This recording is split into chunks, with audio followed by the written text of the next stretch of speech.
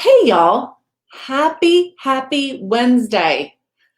Yes, I am back. This is just a mini training. This is our regularly scheduled program. I should probably, let's do this. Cut off my head. There we go. Regularly scheduled program that we do on Wednesdays at 12 noon Central Standard Time. And welcome to StreamYard. If this is one of your first time, if you're new here, take a look above my head and it says StreamYard. Please click on that link and give StreamYard access to your Facebook profile. What this does is this allows me to see who I am speaking to should you choose to make a comment on this conversation that we're having. Excuse me as I get settled in. Yes, I am pretty pooped out after the last 9 days. We have spent a lot of time together, but I just love showing up and serving you guys. So I couldn't resist tossing this on my calendar. I just didn't toss on anything fancy today. So excuse me as I am a little dressed down, but the content is still going to be relevant. We are going to be talking about email lists and why you need them. So if you are here live, please pop in, say hello. Tell me where you're from. This group has grown like gangbusters since we started in December with like 0. So I want to thank you all for those of you who have joined and who pop in here to the Launchpad. I want to encourage community and conversation in the actual comments and learning from each other and developing relationships. Yeah, I know it's hard in a Facebook group, but if there's individuals that are here from certain parts of the country or certain parts of the world, like I've been in touch with India, New Zealand, Scotland, Brett, if you're watching, I got that right.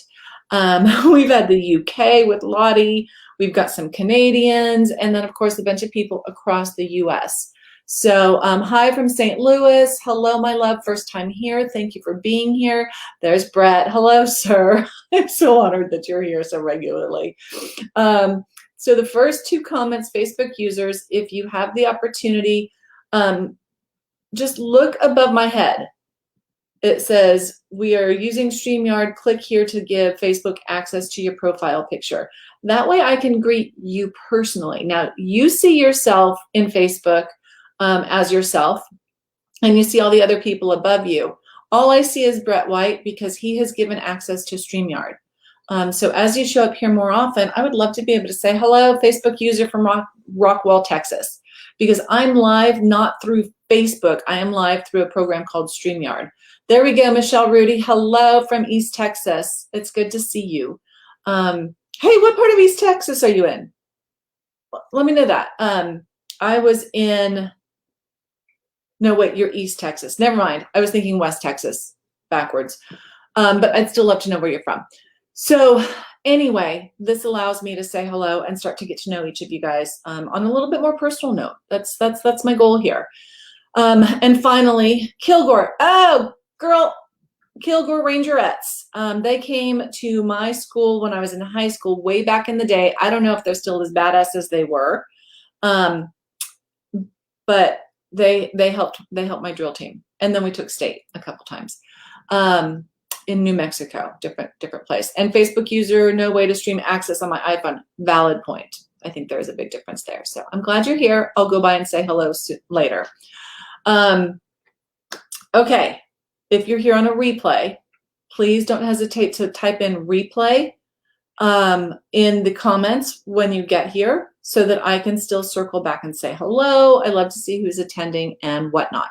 So without further ado, let's dive in to just one of our little weekly trainings, okay? If you were here last week and you had the whole workbook and all of that sort of jazz, we will be doing that again, probably in April. I'm looking at my calendar up here, probably in April. But for now, these are just some fun little nuggets, some fun little bite-sized pieces of information. If you guys have any particular content that you would like me to cover, I like to plan in advance. In fact, I need to plan for March. I don't have an agenda for the month. So if there is a handful of topics, drop them in the comments, because I am here to listen to you and give you what you need, or give you what you want versus what I think you need. So anyway, let me know. And Michelle, glad to hear that they are still badass, because they were pretty awesome at the time. And that was a long time ago. All right. So why do you need an email list? So it was probably a year and a half ago. I don't remember the exact date, but I do remember pulling up my phone, getting onto Instagram, and it was gone. Like, there was no Instagram. And I was like, well, that's weird. So I went over to Facebook, and Facebook was gone. And I was like, how am I going to connect with my audience? Well, think about that. The algorithm changes regularly. So your audience doesn't even see you all the time. The sites could easily go down again and not come up nearly as quickly as they did this last time. I think they were down for 4, 5, 6 hours. I think they got hacked. I don't remember the whole thing. But that really was prompting me into, I knew I needed to build an email list. And that just reminded me, like, hell yeah, get your buns in gear. So if you're using your social media platform as your only form of marketing, you have no control over it. You do not own any of those individuals. So for example, if Facebook goes away, you probably saw the 999 emails that I sent to you about the workshop and about the Interior Design Business Bakery. I promise I don't send that many emails on a regular basis. I'll send you 1 or 2 a month. But I wouldn't be able to reach out to you and provide you any value if Facebook was the only way that we could be in touch. So with your prospective clients from your interior design business, it's the same thing. They're going to stop mid-scroll when they see your image and remember you, but you're just grabbing their attention for a quick second, and then they continue to scroll. Oh, hey, Amber, good to see you. I'm glad you like my emails. Sometimes I crack myself up. So that's also something important, is that if Amber is saying that she loves my emails, it's because I'm adding some sort of value and some sort of entertainment and some sort of education. So, well, value and education kind of go hand in hand. So what you want to be doing is providing content that your clients or your prospective clients, not only do you position yourself as an expert, but you can give your ideas away.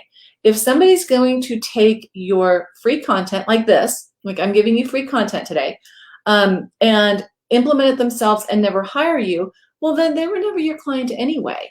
But you're still providing value. You're still setting yourself up as the expert, and maybe they won't hire you. So Amber, I'm not sure if you will ever join the Interior Design Business Bakery, but that doesn't, or anybody else here, I'm not calling you out, just for the record, no pressure. But even if you don't join the Interior Design Business Bakery, like, I love what I do. I love sharing this information with you. I would love it if you would share it with your friends that could also benefit from it. Because if you are marketing to, a homeowner who signed up on your website to get something of value and dropped into your email list, you are staying in front of that individual because they opted in. Like, you can't just spam everybody. These are people who are literally, they like you from whatever they saw and they opted in. They may never hire you, and that's okay. You still want to show up as a professional, and you still want to share with them things that they might be able to implement. So this is me talking the talk and walking the walk. I'm giving you content that you could very easily go implement, even if you never hired me as your coach or mentor or anything like that. You do the same thing for your audience.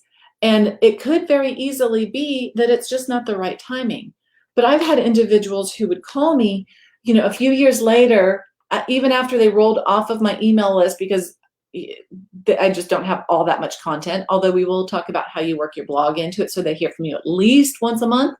And they would say, hey, I still have all of your emails, and now I can finally hire you to do this house, because my husband and I, or my wife and I, or my family and I, or whatever, are moving, and we need your assistance to help build this house. And I just love the way you were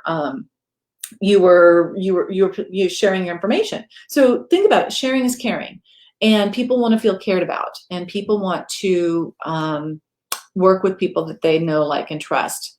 And you can develop a relationship in a sense from the exchanges on the emails. Like, I love it when you guys reply to my emails. And I can't always respond, but I can always say hello, thank you. And hello from San Antonio. Good to see you, Dawn. Hi, Charla. I'm glad you're back. It's appreciated. So Amber, thank you for saying that you love my emails, because sometimes I also wonder if it's just my mom who's out there hearing from them. Actually, I think she probably unsubscribed.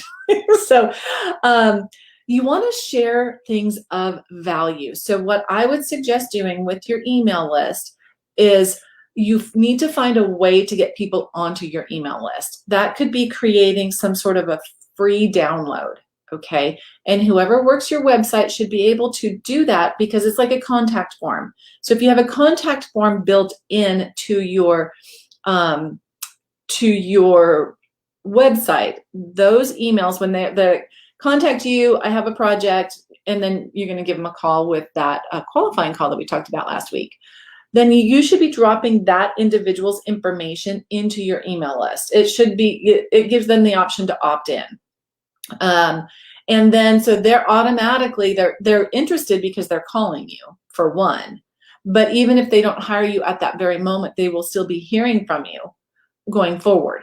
And then secondly is you can give them you can offer a free download on your site. So I think right now, first of all, my website looks like poop. Okay, so if you guys go to my website and you're using that as any form of inspiration, don't even bother. But you can see that I do have a quiz that pops up right away that says take your style quiz. Now, it's annoying, and I'm trying to get it so that it pops up on a different page. I'm just going to get my whole website redone, so I haven't even bothered with it, which is why my website looks like poop. And I was talking to them this morning, and they agreed. So my website developers. So that is a way that I capture emails. Take your style quiz. You could also say download my top 10 favorite holiday decorating retail resources, you know, going into the holidays. Download my, I think we have currently how to make your bed, like how to make your bed, you know, without like 9 million pillows. So how to make your bed like a professional designer does. And it's just like different things that you can do, like, you know, the bolster, the Euro shams, and just how to do it simple, because we don't need 9 million pillows like the design of 1990s. So what speaks to your audience that is genuinely represented from you? Could it be your top 10 favorite white paint colors and why you like them? Or how to get ready for guests when the world opens back up. This is what you should be doing for your guest bedroom. So things along that line that could be of interest, those are what we've done. And honestly, I haven't done the best job at it. Like I need to outsource and have somebody create some content that looks sexy. And I will do that when I upgrade my website here sometime in the next couple of quarters. But the reason why is because you're developing a relationship with your client, and it's not just like a drive-by, like literally a drive-by. Oh yeah, that's pretty, la la la la la la la la. No, it stops them, it teaches them something, and they read it, and hopefully they respond. And then you can also give them, always on your email list, give them better done than perfect. Amen to that, Brett. That is a mantra that we practice here as well. And perfection is perception. So, you know, it's all a matter of you spending your time wisely. So another thing is that at the end of your email message, you want to make sure that you're just putting in a quick call of action. You don't want to just send information and not ask for them to call you if they need help. You want to remind them that you're not just there to teach them how to do it, but hey, if you don't have time to do all of the steps that I just described above, don't hesitate to give us a call. We'd love to work with you, or we'd love to learn more about your project. And then list out your number, make sure there's a link to contact you, and you're good to go. People expect that, you know, but you're still giving them value to begin with. Give them some pretty pictures. People love what we do. Give them pretty pictures. So that's what you can do through your email list. I also send out like recipes. Like I ran out of stuff that was interesting. And then what I've also done is I have taken, you know what, we could go into this like for days. I'm going to try to limit my time here. I take my clients off of my solicitation email list and drop them into more of a annualized, here's my favorite skinny margarita recipe. Here's a bucket list that you can do for the winter time. Here, the blah, blah, blah, blah.